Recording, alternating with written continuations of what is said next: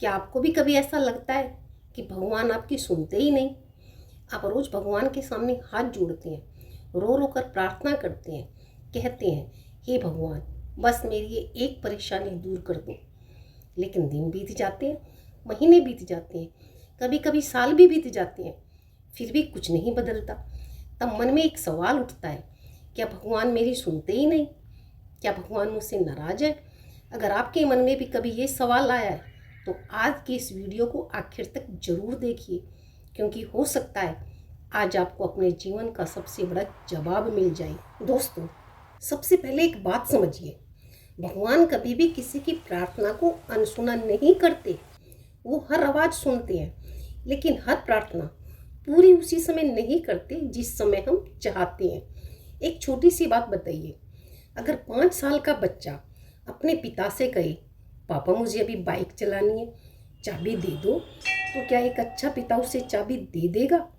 नहीं। क्यों? क्योंकि पिता जानते हैं कि अभी यह चीज़ उसके लिए सही नहीं है। उस समय बच्चे को लगता है कि पापा उसकी बात नहीं मान रहे, लेकिन सच क्या है? पिता उसकी इच्छा नहीं ठुकरा रहे, केवल उसकी रक्षा कर रहे हैं। ठीक यही बात भगवान के साथ भी है। हम सोचते हैं कि भगवान हमारी बात नहीं सुन रहे, लेकिन कई बार भगवान हमें उस चीज़ से बचा रहे होते हैं जिसका नुकसान हमें अभी दिखाई ही नहीं देता। हम आज देखते हैं, भगवान आने वाला कल भी देखते हैं। हम सिर्फ अपनी इच्छा देखते हैं, भगवान हमारा पूरा जीवन देखते हैं।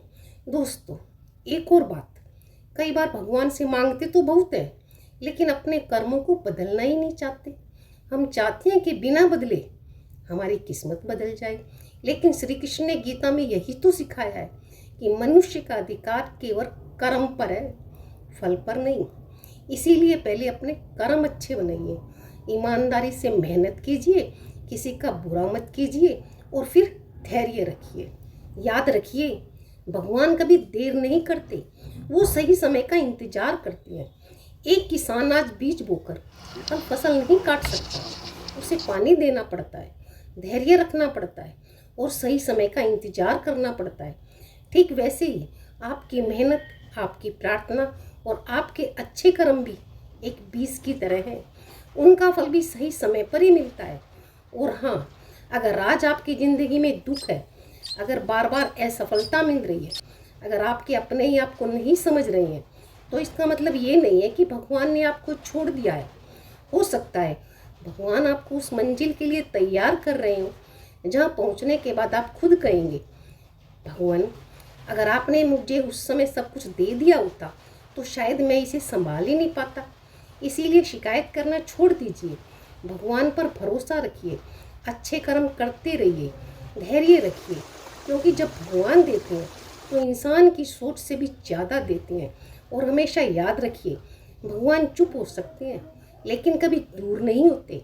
अगर आज की इस बात ने आपके दिल को छू लिया हो तो कमेंट में सिर्फ जय श्री कृष्ण जरूर लिखिए और इस वीडियो को उस इंसान तक जरूर पहुंचाइए जो आज ये सोच रहा है कि शायद भगवान मेरी सुनते ही नहीं।